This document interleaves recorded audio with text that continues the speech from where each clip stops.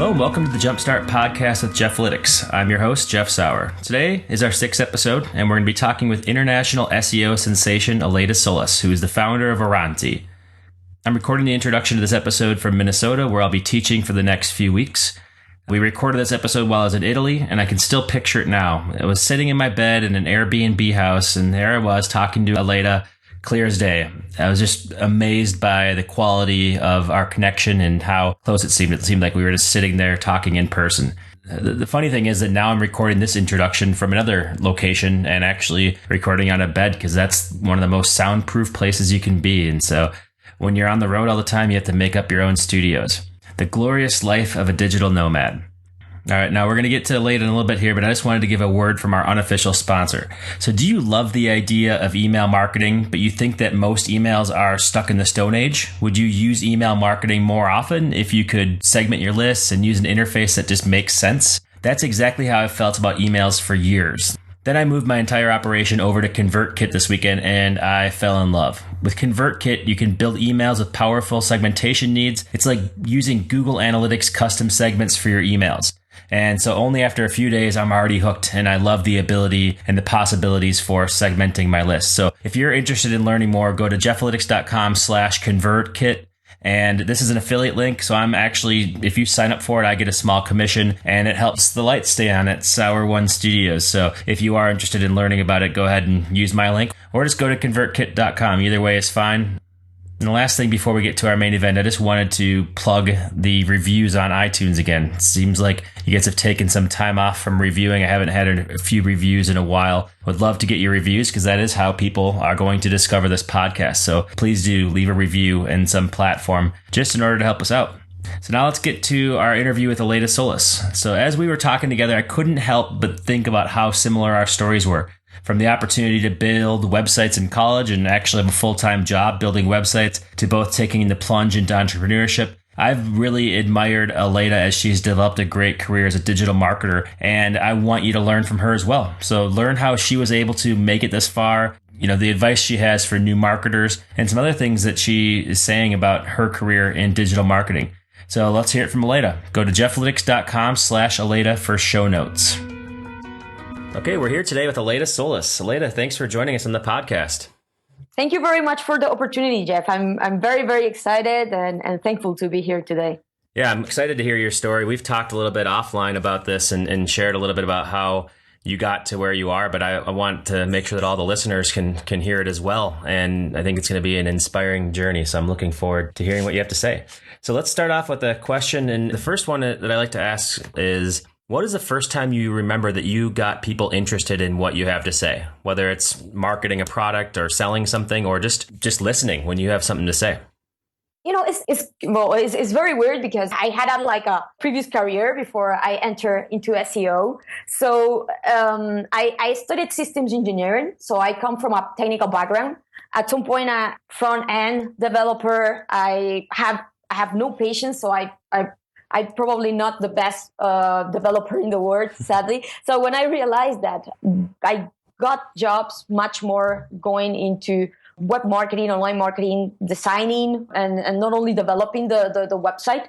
And during that time, I not only developed and designed, but also I went with the salesperson who were going to sell the website. This was but I was still at the university, very, very long time ago. Maybe I started when I was 19, maybe 20, 21. So the company I was working for, they asked me, can you please go with the salesperson? So we make sure that the person sells the best possible web package, right? At that point, Yep. the a website that really connects with what the owners needs and fulfills the requirements, et cetera, et cetera. So I guess that because they knew that I had also this technical background and I could talk and go much more into details of what I did, et cetera, like give a technical pre-sale support at that point. So that was the first time that I remember that I went and I actually felt great to be able to talk to clients and inform them a little bit more and get to know more their pains and what they needed in order to provide a proposal that really fulfilled their needs. Yeah. So you were the subject matter expert, and also you lended credibility to the sales process because you knew what you were talking about, and yeah, they brought you along. Was it successful? Did you find that the sales process was more successful because you were there? Yes, of course, because, this is the typical, sales development and execution type of interaction that sometimes you get already signed contracts. And at that point, I was the one in charge to deliver it, right? And you get signed contracts like they are promising whatever. And it's like, oh, are you sure that they really need this? Or are you sure that I need more time to do this type of things, right? So when I did this, when I started to do this, I realized that I had in my hands much more opportunity to influence that on one hand, that the client chose the best option for their case. And in my case, that all the projects was much better established and allocated from a resources standpoint, for sure. Yeah. And so you did this, you said you did this in college, actually, like you were still at the university working on this and you had this opportunity? Yes, I started doing HTML when I was in my first year in college because they had this course to students. But then I was taking a math class that was a little bit more advanced than the rest. So I had that time that allocated to my math class. So I couldn't go to the course, but I was so pissed because everybody else was taking the HTML course. So I learned by myself. and then I realized that I really like it, right? And again, it's because of my patient things. I didn't need it to go through a huge process, the debugging process to see the results of anything, right? I could see the results right there in my screen, real time, right? So I got into it really, really quickly, and then I started to build websites at that point. Yeah. So was it timing that helped you get there? I think a lot of us would wish that in the college process, we'd be able to do some real world work. I know that when I was in college, I had the same experience, computer science program that I was in, and they let me do some real world type work. And that was really, really helpful. But how would people go about doing that now if they wanted to get some kind of experience while they're in school? Well, it's funny that you mention it because, for example, in my case, I was very lucky. I suppose that is everything that aligns together, right? There was this course that I didn't took. Then I realized that I liked the topic, right? I got much more into it. And then when I started to build websites, I won like a little prize for whatever websites that I built. And then I got called from a little, it was a small ISP that they also provided web development services to their clients. And then I got hired half time to work with them, right? So that is how I started to build like much more serious type of websites with Dreamweaver and Fireworks. It's very funny, Macromedia at that time. Yep. But yes, it was all timing, you see. It was a little bit of luck too. You see, you can definitely say that. And I remember, and this is very important what you mentioned about the experience and relevant experience that you can have when you are into college. I remember when they proposed me to do this type of job, I was so excited because it was not only a way to earn my own money by myself, but also to have somewhat a relevant experience to what I was studying and work at a real company, not as you can take jobs at like being a waiter to whatever at that store or whatever, right? But in this case, I felt it was much more aligned to what I wanted and relevant to what I was studying, right? So for me, it definitely made sense. And it was a little bit of luck, but I can definitely see that it's much more worthy for anybody studying or starting in college to try to take these type of jobs that will end up being relevant to what they want. Yeah, that's interesting that you say that because I had a similar experience. And I think that the experience is very important, and it's sometimes more important than the actual learning in the school, like that what you learn in the books itself. It's just getting those experiences and exposure. And that happened to me too. I was very fortunate to get in a place where I got to work in a lab and they basically paid me to learn JavaScript. And you can imagine 15 years ago now that I was sitting in a lab learning JavaScript. JavaScript is still the language that people use on the web. And so that's just invaluable knowledge that you can get there versus, like you said, you could work in the cafeteria, you could work doing laundry, you could work doing all these different things. But if you can try to push yourself to get an experience that is hands-on and that is relevant, that lasts so long because our brains are really perceptive, or they're really receptive to learning new things when we're in school.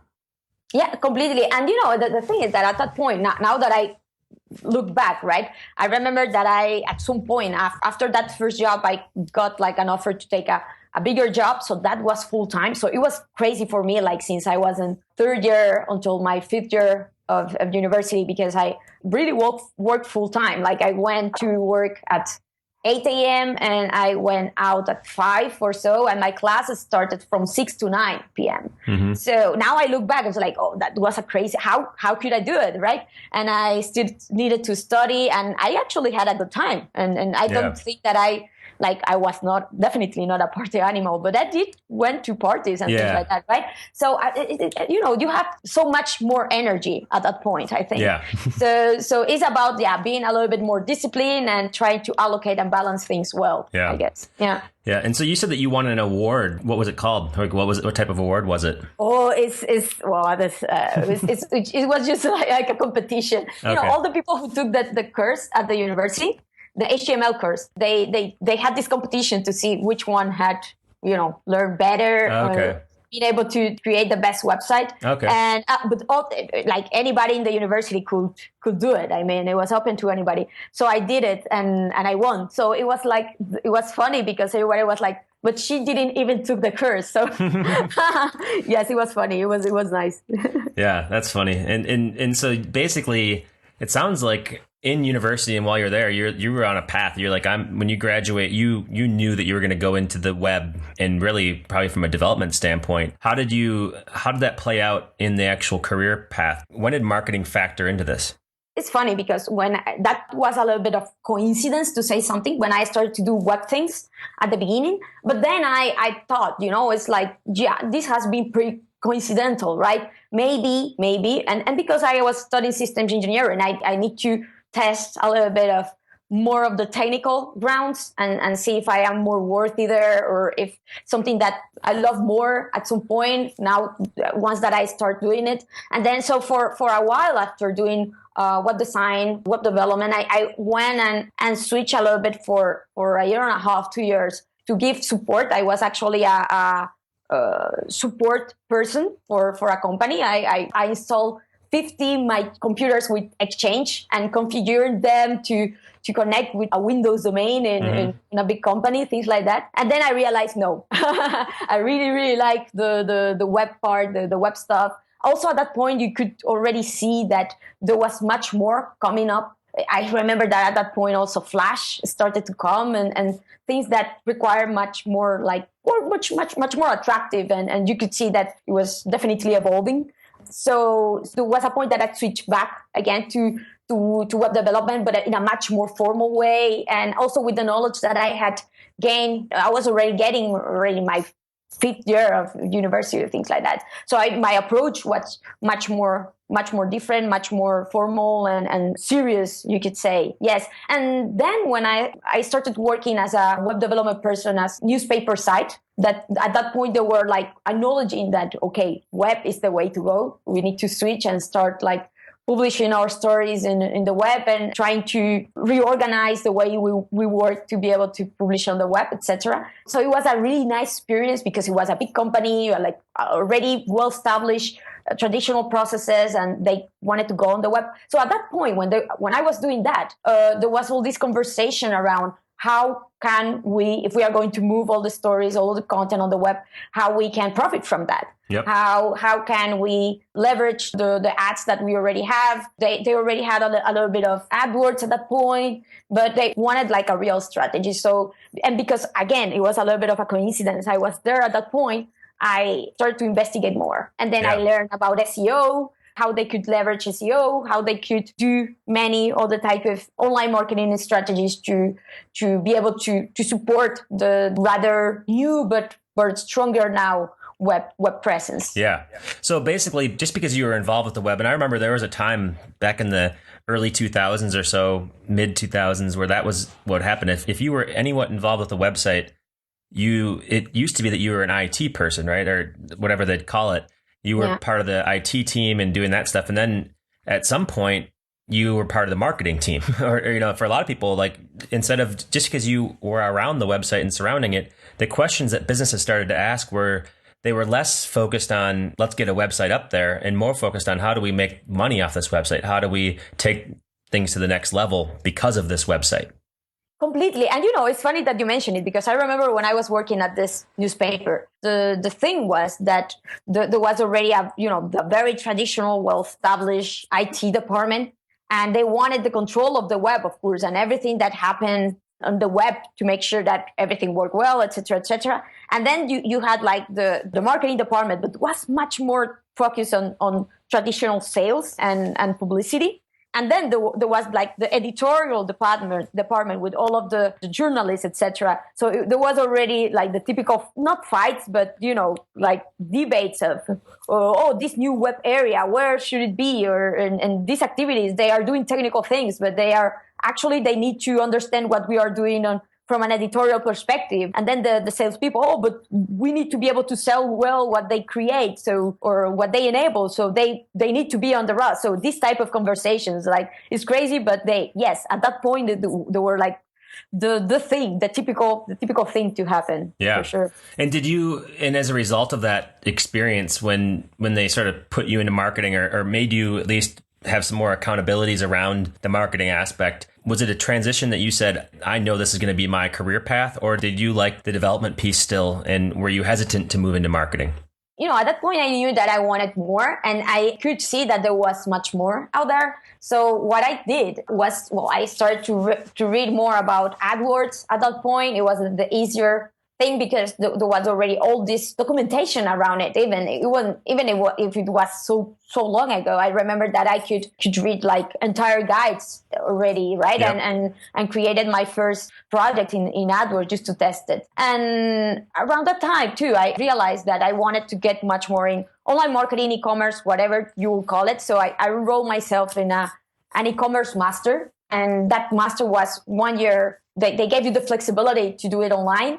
And then the second year, you needed to go there in person, right? So I took this master. I still worked during the first year when I was doing it online, just to see if I like it. And if I like it, I say to myself, okay, if I like it, I'm going to leave my job. I have this X amount of money already a little bit saved from my previous jobs, experience, etc. And I'm going to do the switch and completely like take the opportunity to switch my focus and career path towards online marketing, e-commerce, etc.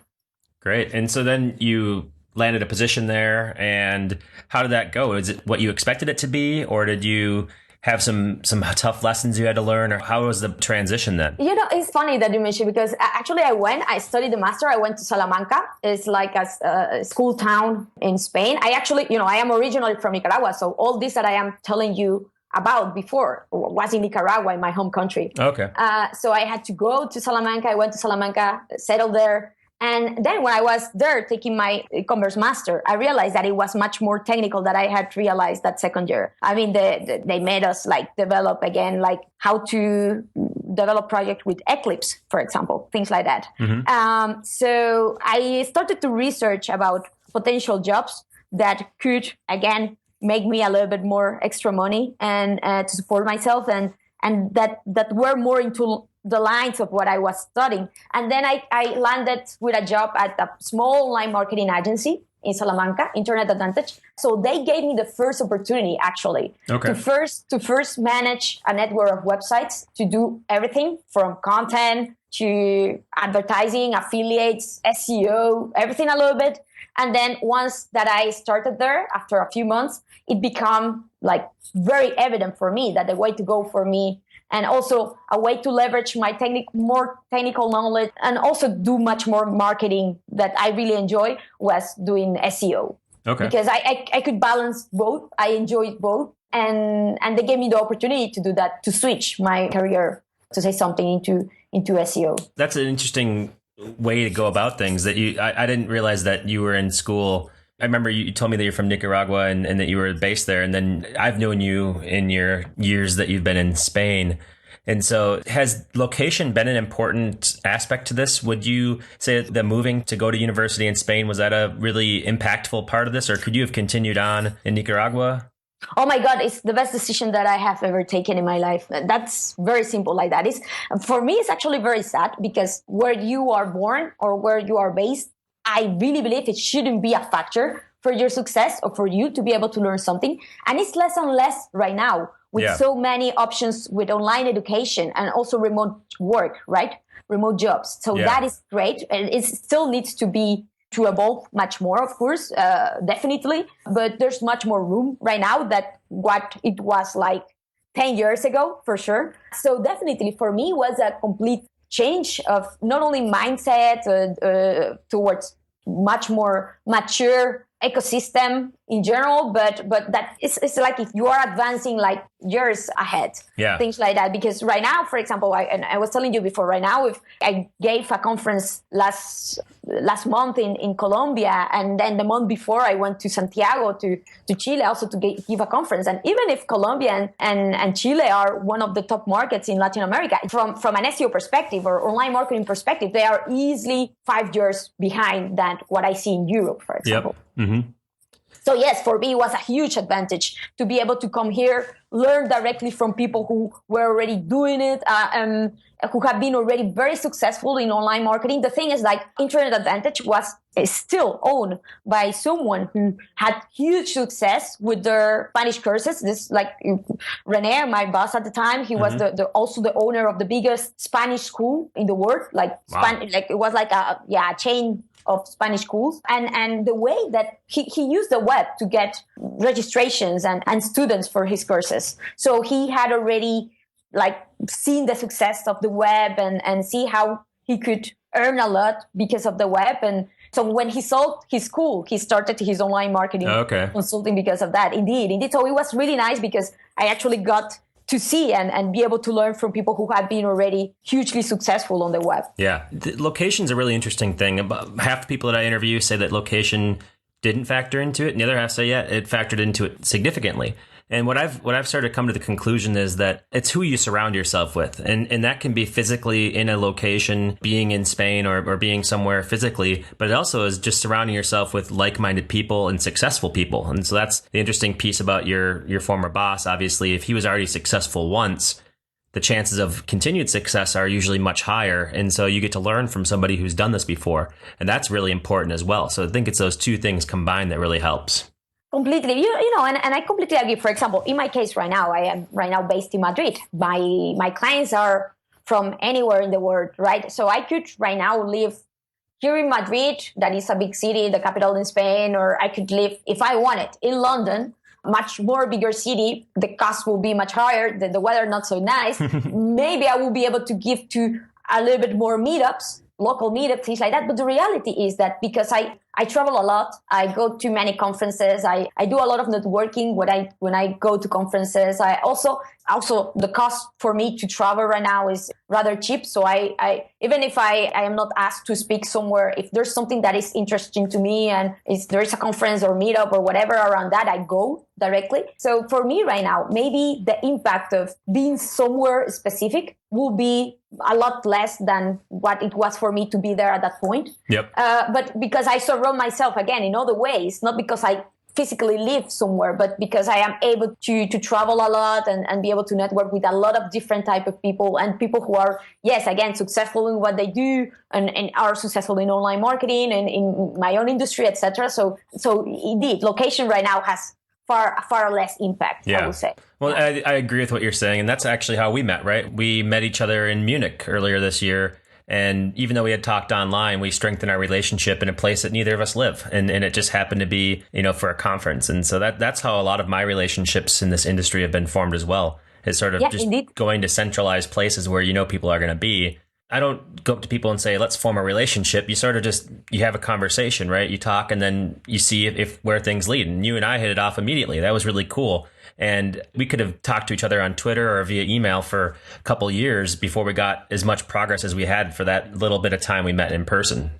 Completely agree. So yes, the in-person interaction, I can completely see how it's like a huge advantage. And still right now, like maybe technology in 10 years makes it trivial, right? But right now is I can see how definitely like a relationship can advance much more if you know the person in person, Yeah. for sure. How did you go to the point where you ended up on your own?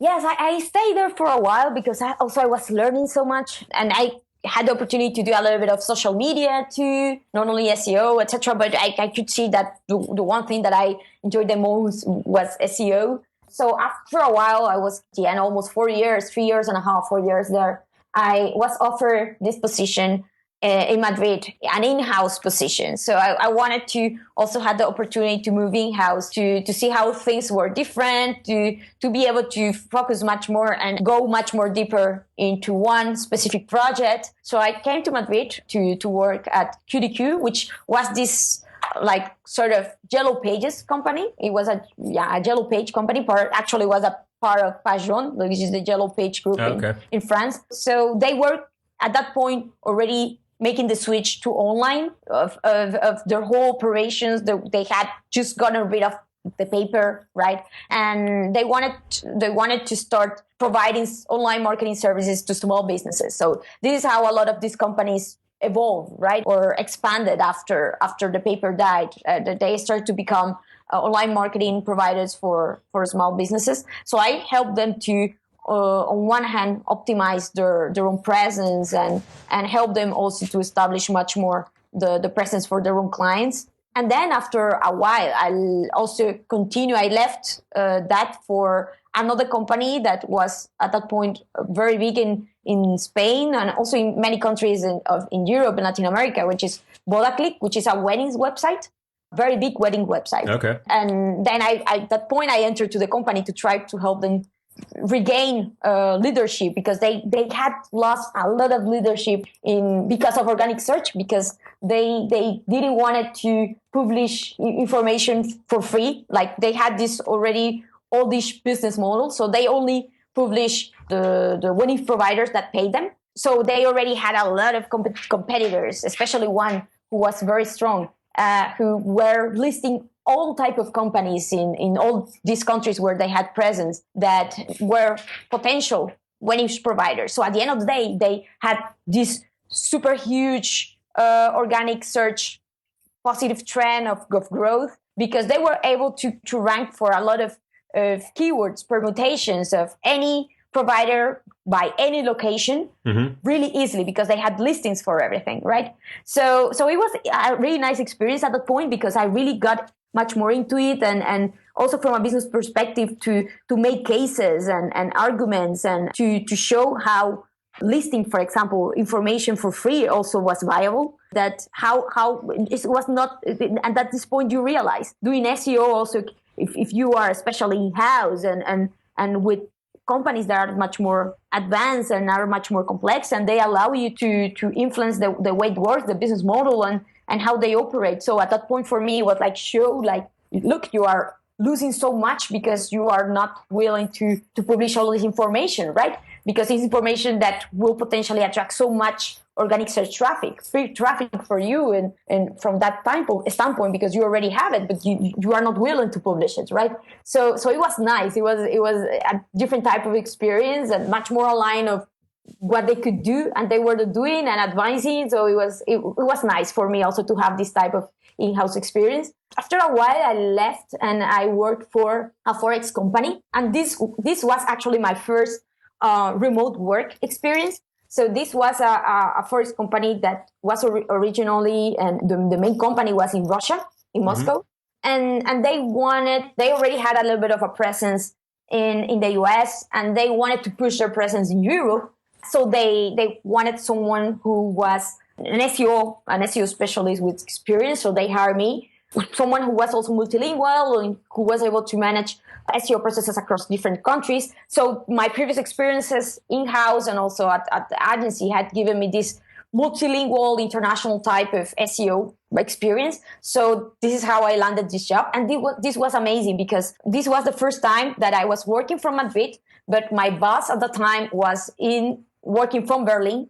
I had another colleague who was also working from Madrid, but from his house or a co-working space or whatever location he wanted.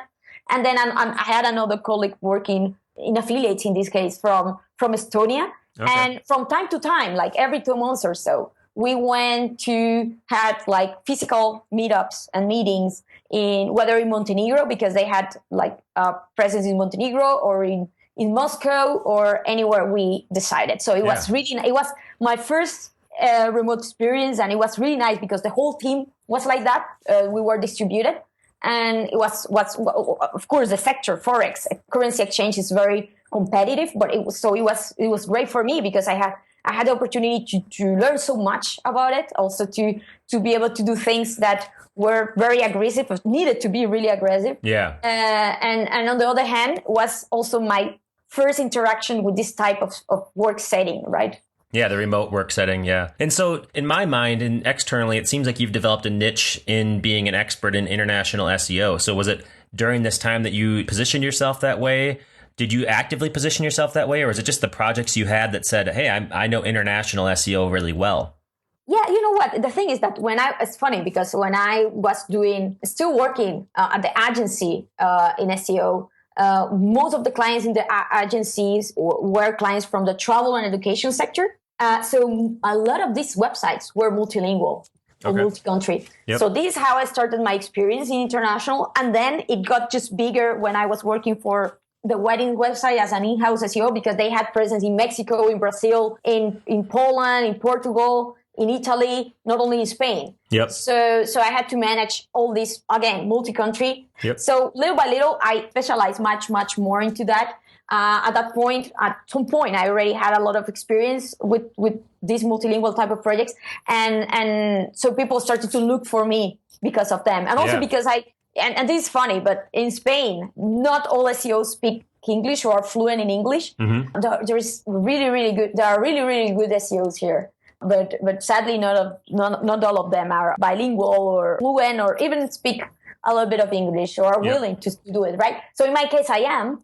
So I was given this opportunity of, okay, you can communicate and coordinate things with people from other countries because you speak English, right? Yeah. So that was also a big advantage for me here. Yeah, definitely. That's a huge advantage. And that from there, you can just build on it and say, I am an expert in this area. And then also around the same time, you started speaking and started to publish. How did you get into the point where you became known for this? Was it through writing? Was it through speaking? And how did you get those opportunities?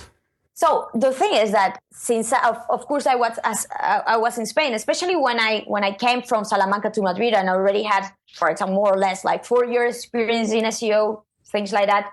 At that point, there were a lot of meetups and local little conferences and events around SEO here in Spain, because it was started to getting hotter and hotter. And the reality is that not that many people were in the area that had like X amount of experience, right? So anybody who had like more than 4 years experience, something like that, had the opportunity to share their experience at these meetups, little conferences, etc. So I started to talk in this because I got invited to this, and so before going to speak abroad or in English, I started to speak since, I don't know, 2010 maybe, 2009, 2010, something like that, in Spanish, and went to speak to a few conferences and many conferences in Spain in Spanish. And then there was a point in 2012 when I was already working for the Forex company that I had already spoken many times in Spanish,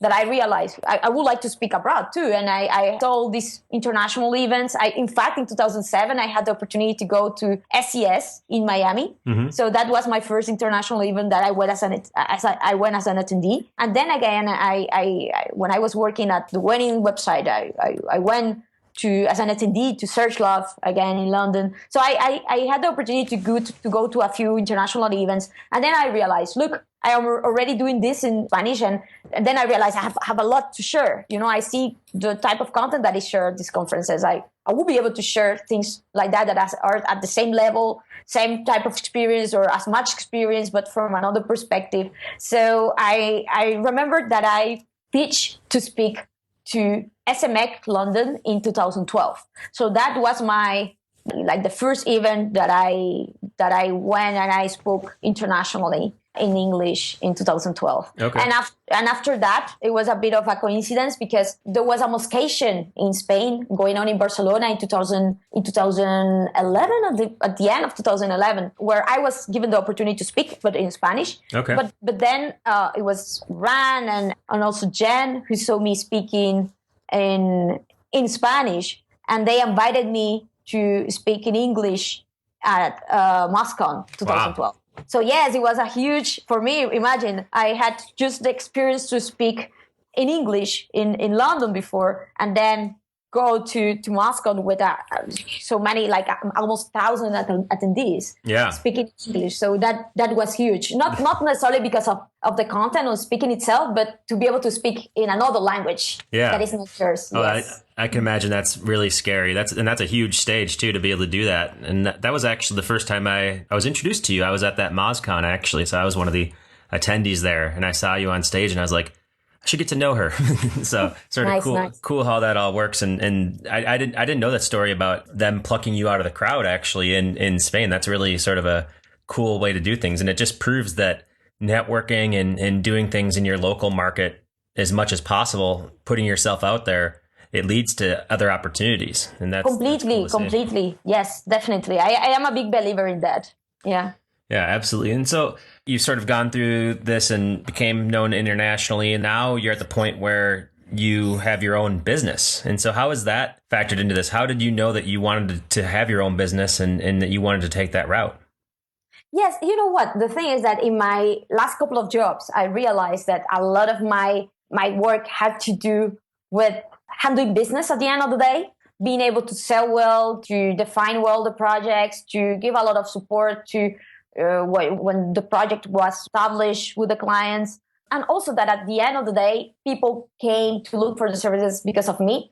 And also, especially in my last position, I realized that I had been hired because of my reputation too, and my presence in the industry. So I realized, look, if I am already hired because I have this reputation, this professional brand, right? That should be my next step. You know, if other people is trying to leverage my personal brand already, it should be me. Yep. It should be me who capitalizes this. And then I get, you know, after you get a certain point of experience, at least me is the type of people who are have this much more entrepreneurial mindset. I guess that you get to a point that you are frustrated that you are not handling things in the way you want, the way you know you're best, right? Yep. It's best, right? But of course, it's another person's company at the end of the day. Yeah. And even if you have X or Y amount of influence at the end, it's their decision, not yours. So it's crazy, but I am like this risk-taking type of person, and I like those challenges. And so for a while was like, yes, I know that I want something more. I have worked already in-house as a consultant for other companies, for other agencies. At my last job, it was from a product perspective, and because I wanted also to test a little bit how a product was built. And the only thing that made me realize is like, oh my God, there are already so many people who are doing it by themselves, and they don't even have like half experience I have. Yeah. So I already have this reputation, whatever. So all of the pieces of the puzzle were coming together, right? Yeah. And it was like, yeah, this is not for me anymore. I need to establish by myself. Also, coincidentally, when I started to work for the first company 2 years before, something like that, I had already established a legal entity to operate, to be able to generate invoices, to do my own projects, etc., etc. So for me, it was like very straightforward because I didn't even to go into legal hassles or problems or issues or processes to establish the company because I already had it. Yeah. So I left the job and I became independent. That was it. And it was just to say, hey, now I am independent. I'm taking projects. And at the beginning, there were smaller projects and this is funny, and this is something that I really advise to people who become independent, right? And if they are somewhat already a little bit known in the industry, when I say that I was becoming independent, it was very funny because I published a post saying, yeah, becoming independent, etc., etc. You have projects that you want me to collaborate with, let me know, whatever. Yep. And then the emails that I got were like, oh, we want to hire you. So it was companies saying, we want to hire you. Really, It's like, I was like, oh no, I want to remain independent. I want to be independent. If you want someone to collaborate with you or give you feedback, like SEO advice, consulting, whatever, that's great. But as an independent person, and they say no, we want to hire you. Then you realize that it's because they want to have, again, your brand, right? Yep.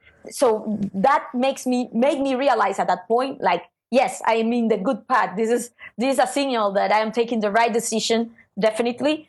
I remember that I got one of the emails that I got was something like, oh yes, you will be able to be our presence in Spain, and also you will be able to go to conferences, and you will have this amount of money, etc., without the risk of being independent. And then it made me think, right? Like, really, what is the risk attached for me at this point to be independent? I know that if at some point I don't get any projects, I will always be able to go back to work for somewhere else, to someone else, and to another company. So the risk for me really was minimum at this point. Well, you are of course scared. There's always this scary feeling around. Yep. But if you rationalize it and if you analyze it in a way that is very rational, you see that the risk is minimum, and the potential opportunities of learning of how to create your own thing and having much more flexibility to do things and be your own boss is invaluable for sure. Absolutely. And I think you did it the right way. And that's sort of how I did it as well, is you have to build your brand first. You can't just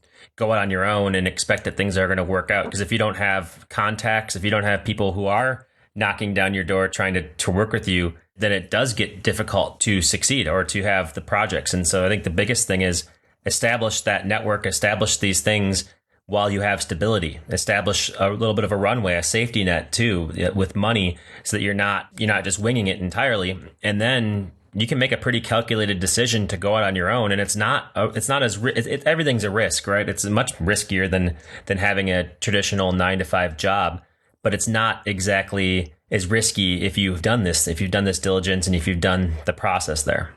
Completely. I mean, of course, I had enough money saved to not even make money in the first months, for example. But little by little, you realize that it's again because of the network you have, because of the presence you have, because you already know, and people who have already come to you to ask you for advice anyway, to ask you for consulting anyway. And once that people know more that you are independent, that you are on your own, they will come more even, yes. Right? So that for me was one of the goals. And this is why I have been speaking so much in the last year or so. Yeah. Because I really wanted to people know that, even people who already knew me, that they knew that I was already doing my own thing. I was already independent, that, they could count on me if they had some specific SEO challenges and needed someone with some characteristics to advise them on the projects. So that was for sure one of my goals. And then on the other hand, a lot of people always ask me, "Oh, Aleyda, how you are asked to speak, or how do you get your clients?" And the way that I do it is like very organic, very natural. They come to me and they ask me to speak because I have already spoken on all in other places, or because they have already seen an article that I wrote about something very specific that they really, really like, because they see me interacting also in Twitter. Twitter for me is a big channel, very big, important channel to interact with people and be somewhat visible too. Yep. And that is how I that's the reason when I ask, "Oh, how do you contact me?" "Oh, because I was referred by someone who saw you speak at this place." Yep. Or because I saw your article that was published at Mozcon or Changing Land about this topic, right? Mm-hmm. So for me, it's much more organic. And again, what you cannot expect, and a lot of people, I think that's the problem, that they expect that you publish something and you get 10 clients from that, right away, right? Or you go and speak in SMX Munich and you get 10 clients right away after your session. Maybe I have heard that a few people are capable to do that, not me, for sure. Yeah. It's much more organic, it's much more natural, it's much more, in a way that you build trust, you build your brand, you are helpful, you create resources, and in this way is that you are perceived as valuable, and they are going to come to you whenever a new problem arises. Yeah. So it sounds like it's not quite as simple as establishing a direct ROI for each time you speak or each time you write something. But cumulatively, like when you add it all up, doing that is the reason why your business is thriving at this point. Yes, for sure. And also the fact of doing a good job with your previous clients is huge. For example, one of my bigger clients right now, I got them because my boss at the time at the Forex company went and was the digital marketing director for them after a while. Okay. So he knew me. He knew that I could go. He had been my boss. he knew that I could do a good job. And he brought me as an external consultant to advise their own team because they had their own in-house SEO team.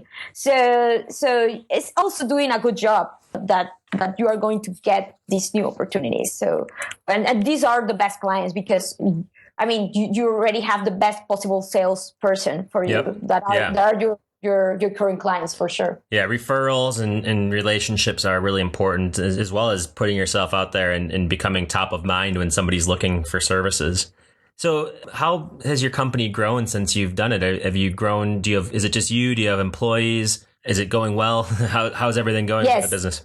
Yes. So actually, during the first months and the first year, I really was against the first thing is my first goal is not to have an agency. I don't want an agency. I think that the times where you could grow easily relying on human power, to call it in some way, yep. is not scalable. It's hard. The hardest thing that there is to managing people at the end of the day. So on one hand, I don't have the goal to build an agency. I want to build a small consultancy that is very experienced and is able to help clients with specific challenges with online marketing, especially focusing on organic reach and search. So that on one hand, on my first year, I really wanted to be only me, independent, because since I had worked for so many years for other people at bigger companies, and I had to build teams at a time, and I needed always to coordinate, and a lot of my time was allocated to do management things that I don't necessarily enjoy. Yep. I really love to interact with people and to teach people, etc. But this type of ongoing operations and reporting and coordination and paperwork is really not my favorite things in the world. So I really wanted to be on my own, to be able to have all the flexibility that I wanted, to focus on what I really, really enjoy. I really enjoy doing consulting, talking with clients, doing audits. I love it. Doing recommendations. The things that I enjoy the most. Yep. The reality is that, especially in the last months, I had needed to say no to projects that were really looking really, really great, because I of course, didn't have much more time. Yep. By myself to be able to handle them. So I realized that I had gotten to a point where I needed to start to think on growing. My goal is to grow up to a maximum of five people. Okay. So for me, that is like the maximum that you can have without requiring real coordination, yep. real management job to be able to do coordination between the team. And like that, I will be able to have more projects, more clients. Won't be able to say no to some of the bigger and better looking projects that I get, and it will give me enough also resources to have one or two people allocated on development of my own projects. Yeah. I already have going a project with a couple of colleagues who are more or less into a similar situation than I do, and we have a project together, but I want to be able to allocate much more of my time into that project and to also create another one that I have into planning. So in order to do that, I need to delegate. Yeah. And I need to have this smallish team, but also development capacity to do it. Yeah. So right now it is me, and I have someone helping me with more operative, administrative type of task, and half-time contractor helping me in some ongoing type of reporting, auditing, more operative type of jobs. And yep. and hopefully it works well, so I am able to hire full-time the person after a few months are passed and the test time has passed. Yeah, absolutely. And I think that's definitely the temptation, right? You start your business and it's like, I'm going to keep it small. I'm going to be very hands-on. But then as long as the business comes in, as long as your brand is strong, it's like, do you want to take on the projects? And it's hard to say no to projects. And so that's always an ongoing thing, is you want your business to be successful, and it obviously is. It's just how do you want to go about it? So I think it's good to do a really structured approach to it, and to be very methodical with how the company grows. Yeah, especially when, for example, in my case, I already have the vision, and for me, it's very clear that I want to be distributed, that I want to be remote. All my clients, practically, I only have one client that is in Madrid. Really, mm-hmm. the rest are across Europe, Latin America, even one in Asia, in Dubai. So they are in the US too. So they're all over. So I already have this. I know that my vision is to have a distributed company and to have people who enjoy it, who are capable to work like this, who value it, this type of flexibility. But again, because of that also, I need to be more careful to who I hire and how the job is established and how everything is structured. So yes, it has pros and cons as anything, but it's always a little bit of a trade-off. But again, I think it's very, very important to do it carefully, to choose wisely, to advance little by little, instead of I have all of the student 10 requests, so I'm going to hire another person, and I don't know if this person really has the same vision that I do, but she does the job. Doesn't matter. Things like that, right? You need to be much more careful than this. Well, I think that's a good corollary for careers as well. You sort of need to take advantage of opportunities that are there, but you should be methodical about it as well. You should think about what it's going to mean and how it's going to impact the future. And so that's really good advice for a new marketer, somebody just getting into this industry, is choose wisely and understand where the experiences can lead to the next thing. So I was going to ask you one last question. I think we're running out of time here, but what advice do you have for a new marketer, somebody who's looking to get into this industry? What would you recommend to them for them to get started? I would say that you need to be, especially in this industry, it's key to be proactive. If you feel like, for example, you need to build your own website and you need to test your own things, and it doesn't matter for you if you're on a weekend, but you read something or you see something and you feel that you need to test it and you need to try it, or you see that, for example, in my case, it was like that. When Twitter ads were launched, I am not into the paid search arena, but I had the need to go and test how it worked, how this really could fit at some point with my own work, etc., etc. So the proactivity in this field for me is key. So I will advise any new marketer to identify if they are really passionate about it, that if they are really proactive about it, if they don't care to spend a whole weekend learning to code, to take these type of challenges, because at the end of the day, it's based on technical ground. So they should be willing to dig deeper, to take these type of challenges, even if they are not going to focus on doing anything technical, but to understand how it works. So for me, that is fundamental. That is what differentiates a really, really good technical marketer or good SEO or good pay-per-click person, because they know how it works. They want to learn more. They're always digging, because there's something always new in this area, right? So if you have this much more traditional mindset of having a job from 9 to 5, or learning something at one point and not learning again, and not keep digging and not keep testing, maybe it's not the best possible area for you. But so for me, that is key. To be always hungry, to be always curious, to be passionate about it, to be willing to take this type of risk of learning new stuff.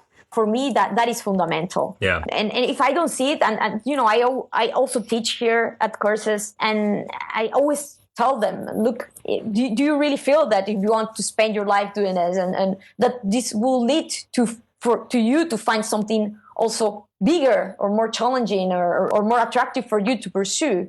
If you see that it's only they tell you that it's hot, that is a hot industry, so you need to go there, maybe it's not the ideal for you necessarily, right? So it's very, very important to have this type of feeling. For me is super, super massive. I would say that for anybody learning skills and growing a career, they should try, on one hand, to make the most out of their position, to learn in-house or at the agency they work, but also to go out, to go to events, to interact, to connect with people, to learn from others, to read a lot, to test your own things always. This is fundamental. Yeah, absolutely. I think that it's easy to take somebody else's best practices and to try to make it work for you, or even just to repeat what other people did. But primary experience or doing it yourself, that's really where you have the best retention and where it really is the most meaningful. So even though other people might have case studies, try to do your own, try to experiment on your own. Yes, indeed. Completely agree. Great. Well, thanks for joining us today, Aleyda. It's really great to hear how your career progressed and some of the decisions you made. And I'm inspired. I've watched you grow your agency and to grow, and it's been really cool. So thanks for joining us.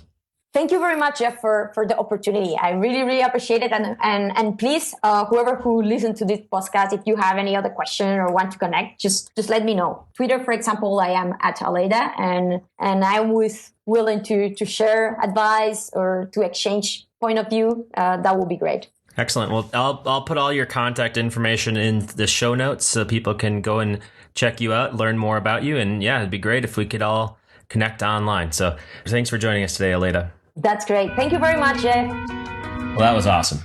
Aleyda is very brave to speak in front of huge audiences in English. I can barely piece together a thank you in Spanish, even though I took 5 years of Spanish classes in high school. So imagine speaking to an audience, either a big audience or even myself for the interview. It's really cool that she's able to do that.